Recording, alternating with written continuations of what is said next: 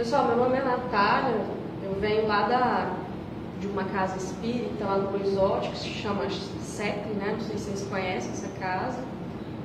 E aí eu fico muito grata, né, com a oportunidade de estar aqui com vocês, compartilhando os estudos, também podendo aprender com vocês. Espero que a espiritualidade amiga possa me intuir, né, para a gente poder ter uma boa conversa, que esse nosso diálogo vá fazendo sentido para as nossas vidas, né? Muito mais do que um sentido da racionalidade, mas que seja um sentido da ordem dos afetos, de como a gente vivencia a nossa encarnação e as dificuldades que a gente vai tendo. Então eu vou falar aqui, né, os assuntos, e na medida que eu vou falando, se vocês quiserem guardar algumas perguntas para o final, não sei como é que funciona aqui, deixa 5 minutinhos para o final para a gente conversar. 7h45, 8h45. Beleza, então eu vou tentar encerrar 7h40, e aí a gente vai discutindo, trazendo exemplos, fazendo perguntas, que acho que fica mais tranquilo. Pode ser? Eu coloquei o mal-estar do século, porque já não é de desconhecimento de vocês que as queixas de saúde mental são as queixas mais importantes de saúde. E a ansiedade, a depressão, né, elas estão aí na frente de todas as outras queixas de saúde mental. A ponto, por exemplo, de que ansiedade e depressão hoje é uma das causas mais comuns de afastamento do trabalho. Né? Então, apesar da gente não conseguir olhar para as queixas de saúde mental e estabelecer uma relação com outros problemas de saúde, que infelizmente a gente ainda de alguma forma a gente tem muito preconceito ainda, rotula muitas questões de saúde mental, o que dificulta ou não permite que a gente converse um pouco mais tranquilamente sobre o assunto. A gente não consegue falar de depressão e ansiedade como a gente fala de hipertensão e diabetes. Então, se a gente quisesse comparar hoje, em termos de estatística, depressão e ansiedade hoje é tão importante quanto hipertensão e diabetes. Só que, infelizmente, a gente não consegue falar tão livremente, né, sobre isso por conta dos preconceitos que a gente ainda vivencia. Então, por isso que eu coloquei essa questão do mal-estar do século, para a gente entender que, epidemiologicamente, é uma queixa importante, né? E muito para além das questões, vamos dizer assim, psicopatológicas, todos nós, em algum nível, temos um funcionamento ansioso.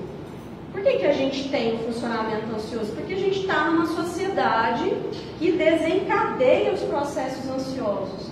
Então não é uma coisa nova, né? Se vocês olharem para dentro de vocês e procurar situações de ansiedade, vocês vão perceber que a ansiedade, ela é uma questão importante. Não que para todos nós a ansiedade seja um quadro patológico, mas a gente vivencia isso.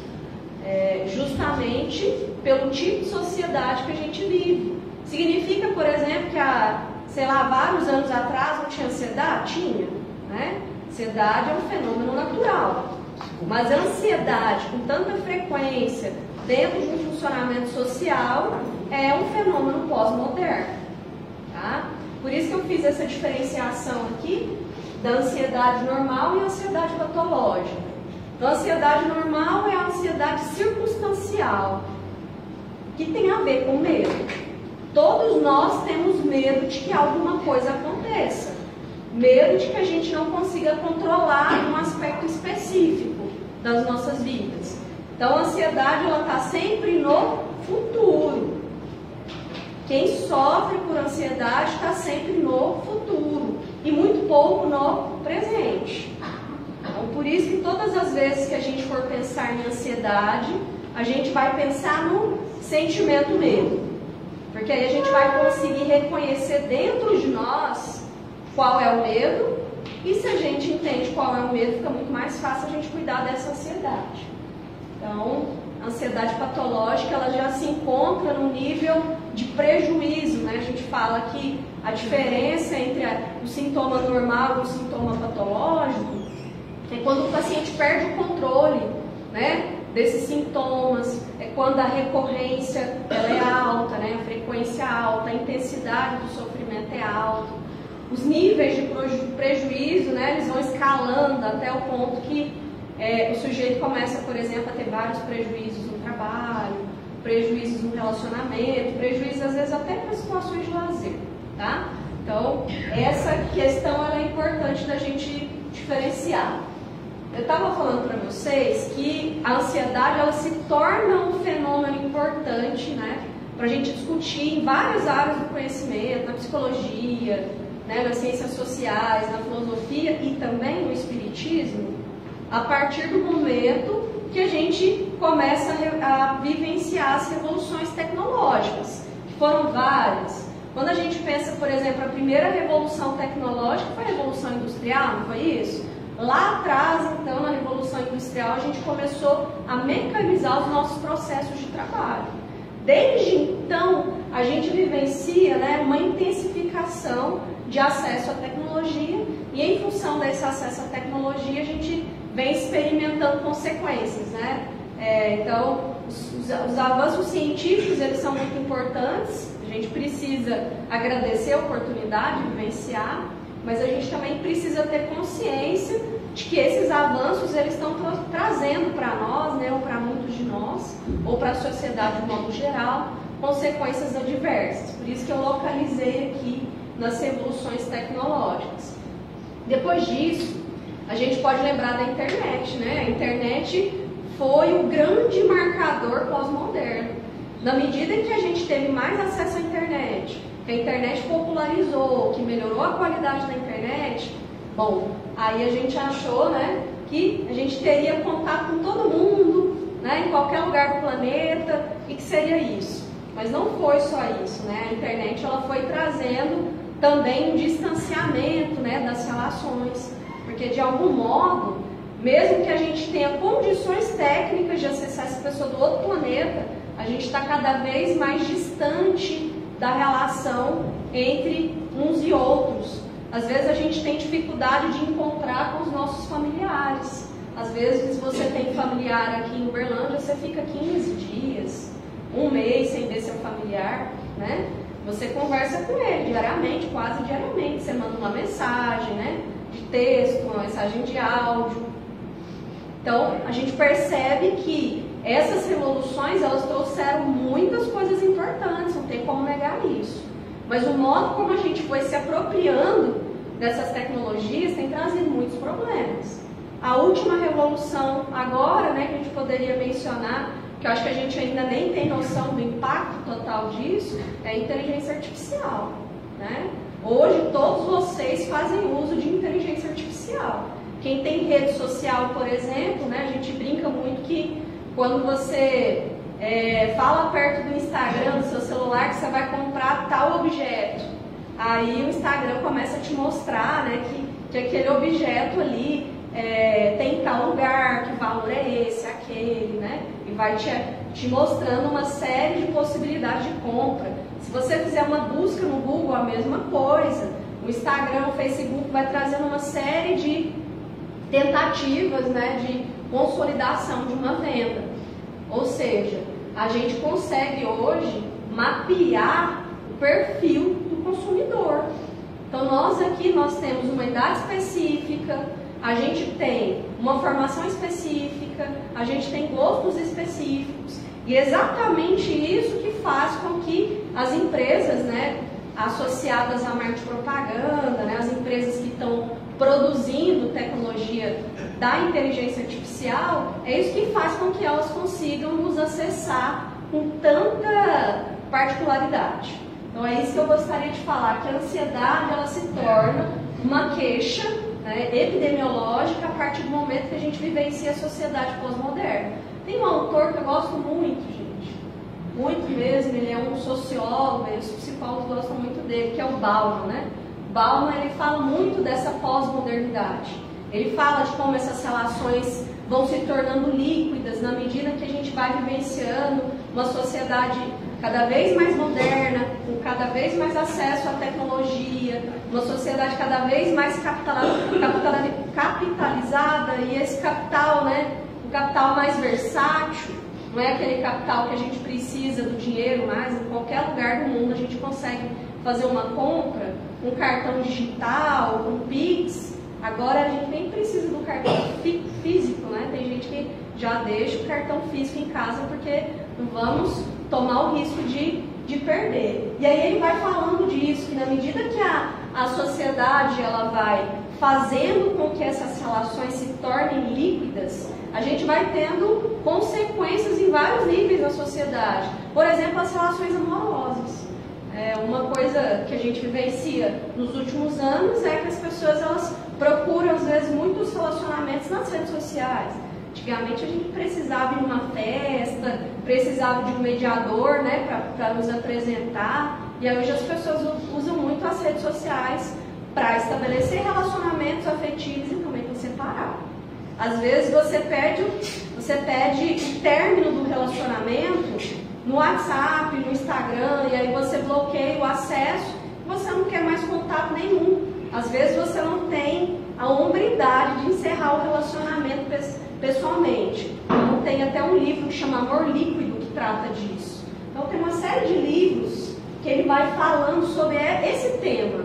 Aí cada livro traz uma especificidade da modernidade, da pós-modernidade. Então quem quiser comprar esse livro ou procurar no Google tem também para baixar em PDF. É uma leitura muito simples, né? Não precisa ser uma pessoa que gosta de ler política, economia, sociologia, psicologia. Não precisa disso, é um livro muito tranquilo.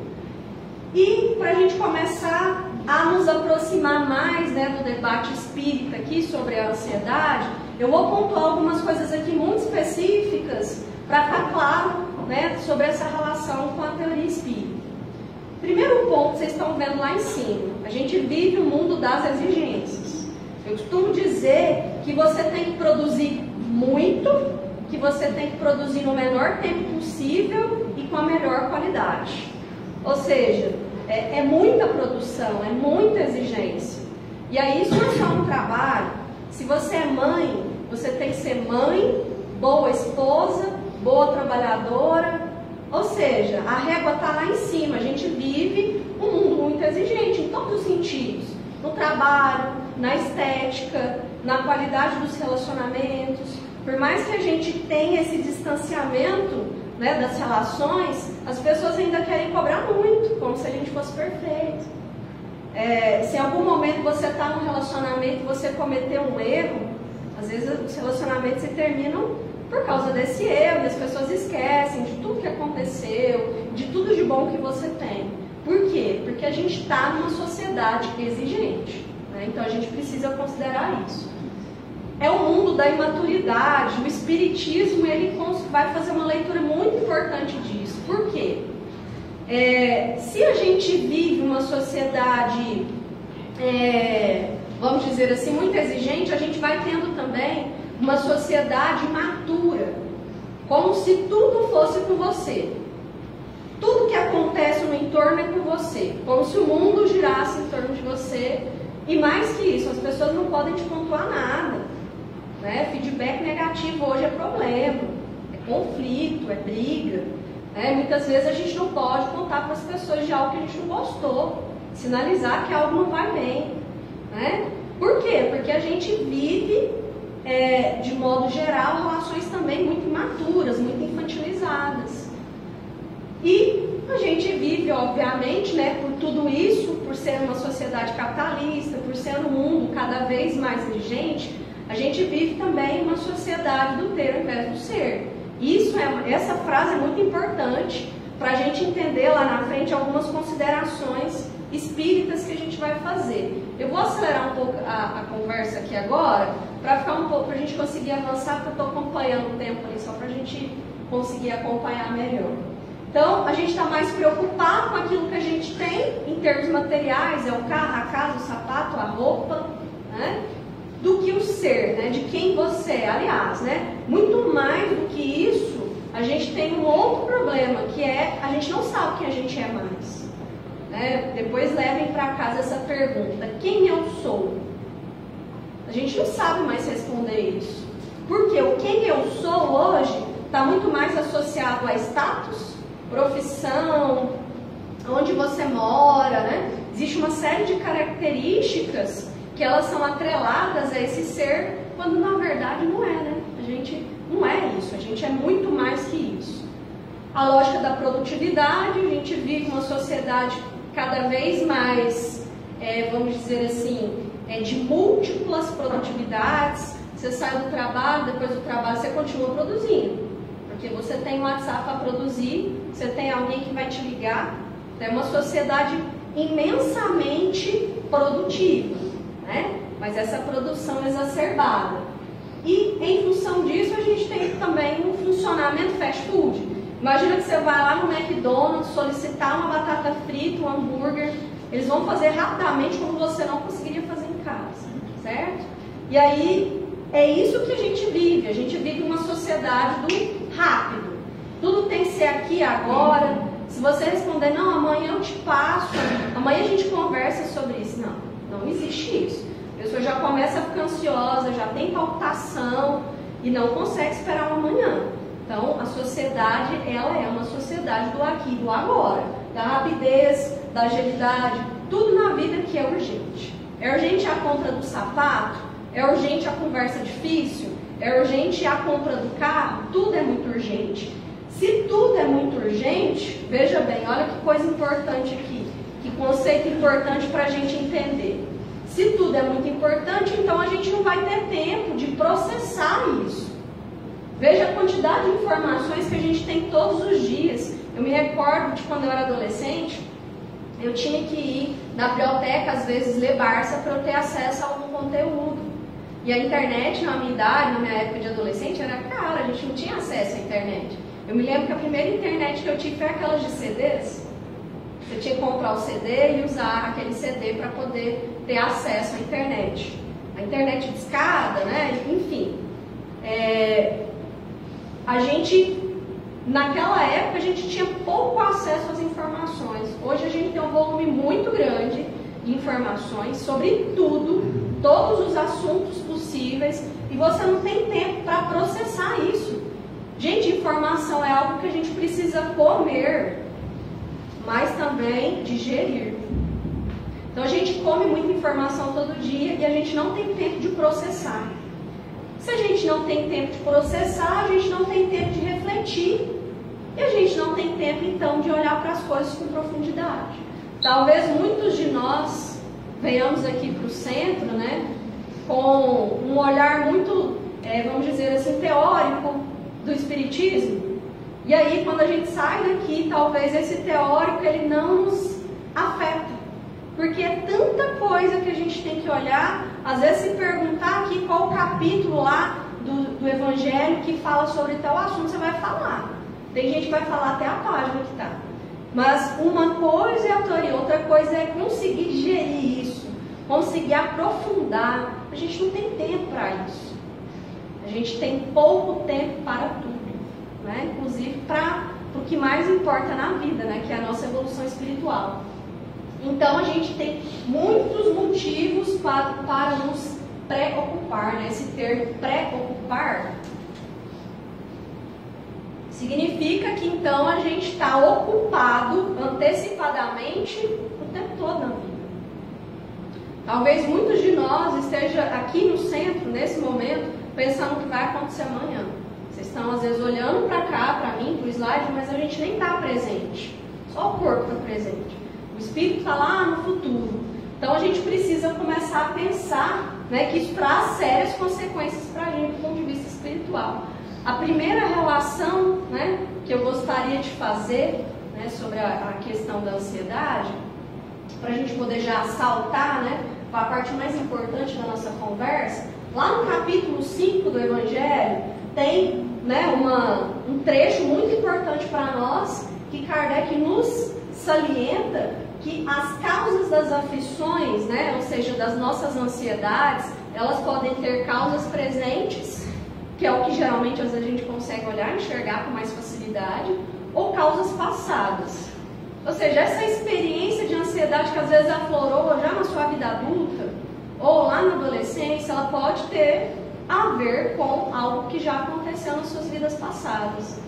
Quanto mais precocemente esse sintoma se apresenta para o sujeito, muito mais do que no funcionamento ansioso, mas em termos já patológicos, é maior a chance da gente ter um problema vinculado ao passado.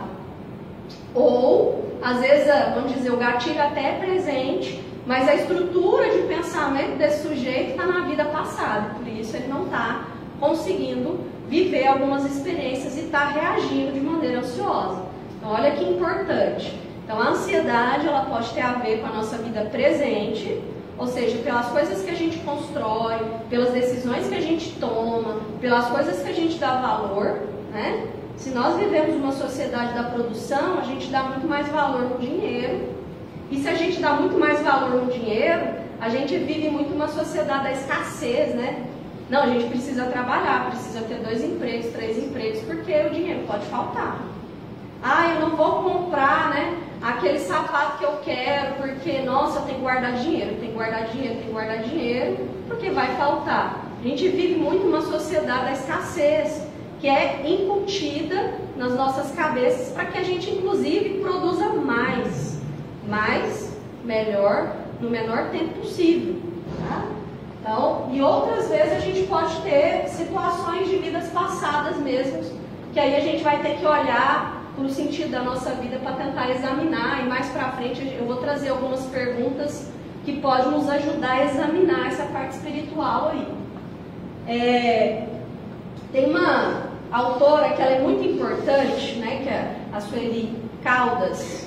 Ela tem um livro, né, que chama Transtornos Mentais, é o livro mais específico que trata dos problemas de saúde mental e o espiritismo. É um livro bem direto. Ele é interessante porque ele vai trazendo as queixas de saúde mental nomeadas, capítulo por capítulo, até o autismo já está sendo discutido nesse livro. Né? Então existe esse intercâmbio, né, das questões psicológicas, psiquiátricas e o espiritismo. Aí tem uma citação nesse livro, né? Um neurótico é antes um espírito calceta em inadiável processo purificador, reencarnado para ressarcir ou recambiada a reencarnação por necessidade premente de esquecer delitos e logo reparados, né? Quando a gente fala do neurótico, essa expressão neurótica é uma expressão bem psiquiatria, né, da psiquiatria. O neurótico é aquele sujeito preocupado demais, né? Aquele sujeito que está o tempo todo antecipando algo, né? Seja uma neurose, por exemplo, da fobia específica, seja uma neurose da ansiedade generalizada, enfim, qualquer neurose que seja, né, que é marcadamente um fenômeno pós-moderno. Então esse neurótico ele encarna, né, e exatamente, né, esse funcionamento neurótico ele já vem de outras vidas, né? Então muitas vezes ele reencarna para esquecer esses delitos, qualquer delito que seja, algo muito grave, por exemplo, que ele cometeu contra o patrão dele, contra a mãe, o pai, o vizinho, né? Então ele reencarna para olhar para esse delito novamente. E a ansiedade, gente, não é um fenômeno do preocupar? Então ele vai encarnar e vai ficar preocupado. Nossa, é um sujeito que está sempre ansioso. Por que ele está ansioso? Ele não tem consciência de que existe alguma coisa lá atrás que ele vivenciou, né? E que ele precisa de alguma forma reparar, ressignificar, retratar. Ele não sabe, mas existe algo muito estranho que faz com que ele tenha um funcionamento muito ansioso, a ponto de ter uma ansiedade psicopatológica. Então é isso que ela vai trazendo para nós, ela circunscreve isso ao conceito da neurose. E aí não basta... Quando ela fala do esquecer, gente, esse termo aqui está exatamente como está no livro, mas eu gostaria de fazer um entre aspas. Esquecer talvez não fosse a melhor palavra. Talvez a melhor palavra fosse sair do lugar de culpa. Muitas vezes a gente sofre com ansiedade, porque antes mesmo das coisas acontecerem, já existe uma experiência na vida passada que a gente viveu e a gente vem trazendo a culpa, certo? Então a gente não sente culpa só sobre coisas da vida atual. A gente sente culpa de coisas que aconteceram lá atrás. É isso que a autora está a gente, né? Quando ela fala dessa questão de esquecer. Esquecer seria sair do lugar de culpa. Quando a gente fala do sair do lugar de culpa, ele é muito importante, porque a culpa ela nos paralisa. Quando a gente fica muito culpada, a gente não consegue fazer nada com isso. A gente fica remoendo, sofrendo e se encarcerando. Quando a gente sai, né, do lugar da culpa e a gente começa a trocar isso por responsabilidade, aí tem movimento, né, gente? Aí, opa, peraí, né? Eu sou responsável por isso. Então, o que eu posso fazer para retratar, para ressignificar, para reparar isso? Então, todas as vezes que vocês perceberem que tem um sintominha de culpa, repita para você mesmo que não é culpa, é responsabilidade. E o que você pode fazer agora para lidar com isso, certo? Lidar afetivamente e também lidar com esse outro. E muitas vezes, então, para a gente poder reparar, a gente precisa fazer o que antes? Esquecer. Ela está chamando de esquecer, mas aqui para mim é mais que isso, é sair da culpa. Porque se você sai do lugar da culpa, você consegue reparar. Gente, a culpa, ela é um dos, vamos dizer assim, um dos sintomas de funcionamento espiritual mais comum, mas é um dos que mais traz sofrimento. Imagina você passar a vida inteira com a culpa. Aí você encarna com o mesmo familiar para tentar lidar com essa culpa, e aí você vai repetindo as mesmas histórias e vai, culpa. Quando é que a gente vai sair disso, né? Vai ficando difícil sair disso se a gente não pensar que a gente não pode alimentar essa culpa, que a gente precisa alimentar um senso de responsabilidade, de cuidado, de afeto, de amor. Tem outras citações aqui de um livro que chama Reconciliação Consigo Mesmo, com a família, com Deus, né, desse autor aqui, Andrei Moreira, que eu nem conhecia ele, né?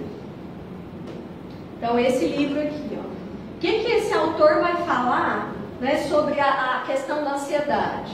Ele vai dizer que a questão da ansiedade também pode estar associada a mortes traumáticas e desencarnes difíceis. E eu vou fazer a leitura exatamente como está no livro, né? Então, não estou nem fazendo uma releitura, é exatamente como está no livro. Tem coisas que eu gosto de enfatizar, porque às vezes parece uma relação tão distante, né, da psiquiatria com o espiritismo, mas é isso mesmo. Por exemplo, tem gente que não sabe por que tem fobia de direção. Nunca aconteceu nada, não teve um acidente nessa vida atual, e a pessoa tem fobia de direção, precisa fazer terapia para conseguir tirar a carteira de motorista. Vocês já viram pessoas assim? Que nunca aconteceu um acidente, mas ele tem fobia de direção. Bom, será talvez, né, que essa pessoa, ela desencarnou de uma maneira traumática? É o dia dela, né? Então, assim, a gente sempre fala, nada é por acaso, nada é acidente, né? Aquilo ali foi uma desculpa para o desencarne. Mas, enfim, o paciente, por exemplo, estava lá na rodovia, e aí, de repente, ele sofreu um acidente fatal, que ele não conseguiu, enfim, desviar ali daquele acidente automobilístico, e ele morreu ali logo depois disso. Esse desencarne, ele foi traumático. Outra situação que pode gerar ansiedade, desencarnes difíceis. Tem desencarnes que são penosos, e parece que o paciente ele vai arrastando aquele desencarne, né? Vai sofrendo muito. Tem paciente que eu costumo dizer que até desencarnar é como se ele tivesse se desfazendo, sabe aquele corpo que começa a desfazer, que começa a sair água? Sabe essa sensação que a gente tem? Levou tanto tempo o paciente demorou tanto tempo para se liberar, o espírito, que o espírito está ali, apegado àquela matéria, né? Apegado às pessoas, apegado às situações materiais da vida, que ele ou a própria família impede ou dificulta esse desencarne, né? E aí a gente vai percebendo que esse fator, ele pode ser uma explicação da vida passada para o nosso presente. E aí essa pessoa então tem um funcionamento ansioso, faz terapia, não resolve, toma remédio, não resolve, terapia de não sei quantos anos, troca remédio, entra remédio, sai remédio, nada, né? Aí vai cronificando, a gente percebe que o paciente vai cronificando, e quanto mais cronifica, mais difícil fica da gente manejar os sintomas. Então, vou ler exatamente como está no livro. Podem ter registro dessa experiência como um trauma no desligamento do perispírito do corpo físico, que pode aflorar em uma nova reencarnação. Outra questão, miniaturização do encarnar. O que é essa expressão miniaturização? Quando a gente vai encarnar, a gente tem um nível energético específico que foi trabalhado, né, no plano superior. Quando a gente desencarna, a gente faz vários tratamentos para equilibrar a energia, a gente volta a estudar, a gente volta a trabalhar. Ou seja, a gente tem uma energia muito mais expandida, muito mais sutil, menos densa, menos material. E aí, para encarnar, tem um processo, né, do espírito, muitas vezes, já no processo de fecundação, esse espírito ele já está se preparando também. Ele vai, é como se ele fosse, como se ele estivesse reduzindo o tamanho. Ah, mas espírito não tem matéria, né? Tá, mas o espírito tem energia. E aí é exatamente essa energia que estava expandida que ela vai se tornando uma miniatura para a gente conseguir adequar, por exemplo, ao plano terreno. E a nossa energia que é muito densa. Nós somos, né, um dos planetas mais, vamos dizer assim, evoluídos que tem, né? Lógico que tem tantos outros, mas a gente, agora que a gente está entrando na transição planetária, então a gente viveu muito tempo nesse período de prova e expiação. Então a gente precisa considerar isso.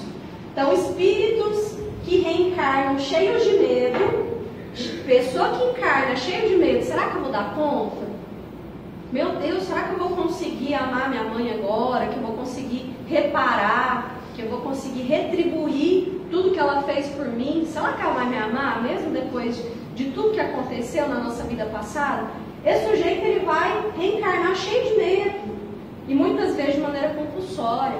As pessoas que cometem suicídio, gente, muitas vezes, elas levam um processo muito lento, né? E vocês já devem ter lido sobre isso, né? A gente tem vários do suicida, e aí muitas vezes eles ficam ali naquela região umbralina, até que conseguem receber socorro e entram no tratamento. E muitos ficam reticentes em reencarnar, eles não querem reencarnar. Mas a depender da situação que acontece, por mais que a gente fale que tem o livre-arbítrio, é livre-arbítrio, vírgula, né? A lei da evolução ela é soberana para todo mundo. Então, todo mundo é indefinidamente condenado, né? Ou cuidado no sentido da necessidade da reencarnação. Então, a gente precisa olhar para isso. Essa citação que talvez vocês já tenham ouvido ela, visto, né? Não vos inquieteis, pois pelo dia de amanhã, porque o dia de amanhã cuidará de si mesmo. Basta a cada dia o seu mal, né? Ó, basta a cada dia o seu mal. Amanhã cuidará de si mesmo. Ou seja, né? A gente está falando aqui de que para a gente conseguir uma evolução espiritual, né? Para a gente conseguir cuidar dessas questões que a gente vem falando, a gente precisa viver mais o presente. Poxa, mas a gente está numa sociedade que vive mais o futuro. Como é que eu vou viver o presente? Tentando conjecturar menos. Quando vier um pensamento do tipo futuro, você percebe que isso é obsessivo, que isso não é uma coisa normal de ser feita, está difícil, está trazendo sofrimento, aí você se pergunta, o que eu posso fazer agora? O Chico, ele tem não sei se vocês já viram, não lembro muito bem essa história, mas eu me lembro do momento que o Chico fala, dá uma orientação para uma pessoa e fala assim, coloca água na boca e fecha a boca. Né? Vocês já viram essa? Eu não lembro mais os detalhes para contar aqui, mas quando o Chico fala disso, não é só para não sair da boca aquilo que não deve sair da boca, mas também para a gente viver o presente. Quando a gente vai beber água, será que a gente degusta a água? Quando vocês vão comer chocolate, será que vocês degustam chocolate ou vai aquela coisa, né, compulsiva? Então, para a gente viver o que você vive na sua vida. Muitos pensamentos, inclusive, sobre o futuro vão vir. Mas a gente vai trazer esse pensamento para o momento presente. É fácil? Não. Mas é um exercício que a gente vai aprimorando ao longo do tempo. O Dr. Emmanuel, né, que é um autor que eu gosto muito, ele tem uma citação, né, próxima disso que a gente está discutindo. Ele cita que a ansiedade é um dos piores corrosivos da alma. Corrosivo é este que vai minando forças de realização no presente. Forças de realização no presente, gente, é a nossa capacidade de autoatualização. A gente se autoatualiza todos os dias a partir de todas as experiências que a gente vive. Das experiências mais simples até as mais profundas, como no luto, né? Luto por uma perda de uma pessoa que a gente gosta, ou de algo específico que a gente perdeu, certo? E aí ele fala, isso cria estados desequilibrados que nos levam a atos precipitados, né? Atos precipitados, ou seja, a gente começa a agir impulsivamente, a agir sem pensar. Nossa, eu fiquei tão ansioso com o que poderia acontecer amanhã, que eu já me antecipei e fiz uma coisa que não foi legal. E aí depois eu me arrependo. Então, ele está dizendo para a gente que isso vai trazendo comportamentos impulsivos. Ele fala também que esse estado de ansiedade, ele vai trazendo um desequilíbrio energético. E esse desequilíbrio energético, ele vai trazendo vários sintomas.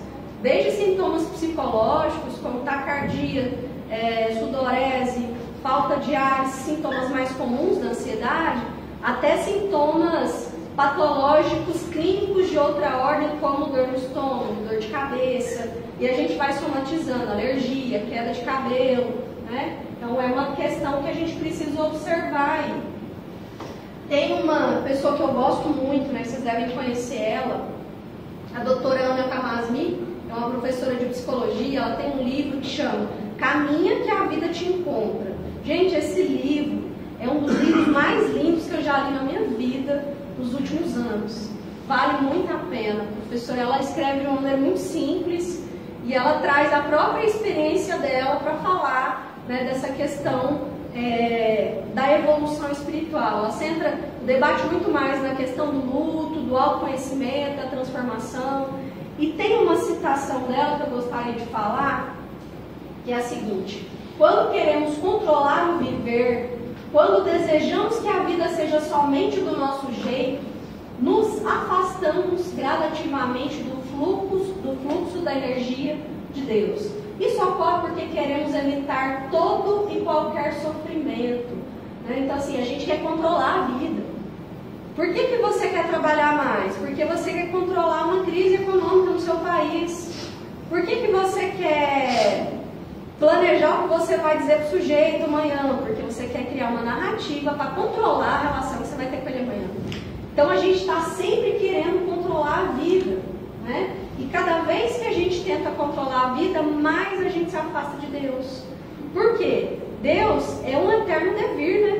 A vida, ela exige um fluxo. É o fluxo da vida que nos dá a oportunidade da evolução, da transformação. Mas a gente quer controlar porque a gente não quer sentir dor. E não sentir dor e controlar é uma ilusão, né? Então eu achei muito interessante isso, né? A ilusão aliás, o controle é uma ilusão. A gente vive uma sociedade do controle o tempo todo, em todas as instâncias, mas esse controle é ilusão. E aí quando a gente se depara com essa coisa de que o controle é ilusório, a gente para de preocupar, ou preocupa menos, ou a gente escolhe a preocupação que é mais importante. Eu vou pular algumas citações aqui, porque meu tempo está se esgotando. Para a gente começar a entender como é que a gente vai olhar espiritualmente para a ansiedade. Primeira questão que eu estou colocando aqui para vocês é: o que a ansiedade diz da minha condição evolutiva? Como que eu vou responder essa pergunta? Fazendo uma outra pergunta. Quais são as situações mais comuns que eu vivencio ansiedade? Faz uma leitura, padrão. Pode até anotar, né? Se você quiser, você vai anotar. Dia 1º aconteceu isso, dia 2 aconteceu aquilo. Você vai perceber que tem um padrão. Quando você lê esse padrão, aí você vai perceber, poxa, esse problema aqui me ensina o quê dentro da literatura espírita? Qual que é o conceito da literatura espírita que esse padrão sintomático traz para mim do ponto de vista espiritual? E aí a gente vai, no nosso dia a dia, tentando transformar isso, né? E aí eu vou trazer aqui, só para finalizar, outras questões, né, que são importantes. A Joana de Ângeles, gente, eu trouxe até um livro dela aqui, que chama Reconciliação. Ela é a autora que mais escreve, né, sobre as questões psíquicas, né? A Joana de Ângeles ela é uma, vamos dizer assim, um ícone dentre as mentoras espirituais que saiu publicando vários livros aí, que talvez vocês não lembrem dela, mas ela está em várias citações de livros que estão por aí. Então, sugestões aqui para a gente: exercitar a presença. Como é que você vai lidar com a ansiedade? Exercitando a presença, vivendo aqui o agora. É fácil? Não, né? Mas a gente está aqui agora. Então, enquanto eu estou aqui, eu não vou preocupar o que eu tenho que fazer amanhã às 7 da manhã. Eu vou refletir sobre o que a gente está conversando. Meditação. Gente, meditação é um estado, né, vamos dizer assim, de uma alteração de pensamento, em que a gente tenta limpar os pensamentos intrusivos e nos concentrar em algo que nos mostra a presença. Tem gente que usa a respiração para fazer meditação, tem gente que usa música de meditativa, tem gente que fica tentando escutar o barulho do vento. Cada um de vocês pode adotar uma estratégia. Dirigida. Oi? Dirigida. Meditação. Sim, meditação dirigida. E aí, gente, é um exercício. É difícil? É, porque é chato. Por que é chato? Porque a gente é ansioso. A gente não foi treinado para olhar para a alma. Ninguém aqui foi treinado para isso. Então, até que isso mecaniza dentro da gente, leva um tempo. Questionar os pensamentos negativos. A gente já não conversou várias vezes, né, na vida, de que os pensamentos negativos, eles fazem com que a gente se aproxime do ponto de vista vibratório, né, de pessoas, né, específicas ou condições psicológicas específicas. Então a gente precisa questionar os pensamentos, ou seja, torná-los relativos, né, tentar questionar o grau de verdade desses pensamentos, exercitar a gratidão para terminar. Por quê, gente? Nós estamos tão ansiosos que a gente esquece de agradecer o que está acontecendo agora. Nossa, Deus, eu estou com aquele problema, eu sei que eu tive aquele prejuízo financeiro, mas Deus, muito obrigada, eu tenho carro para andar, eu tenho uma casa, eu tenho emprego, eu tenho saúde. Eu vou dar um jeito de ganhar esse dinheiro de volta. A gente tem muita dificuldade de exercitar a gratidão, seja por coisas, né, boas ou coisas ruins, porque a gente está mais apegado, né, do ponto de vista atencional, a gente direciona a nossa atenção sempre para aquilo que não está bom. E por isso a gente reclama. Então, a gente precisa exercitar mais a gratidão para que a gente consiga também lidar com esses padrões de ansiedade que a gente vivencia.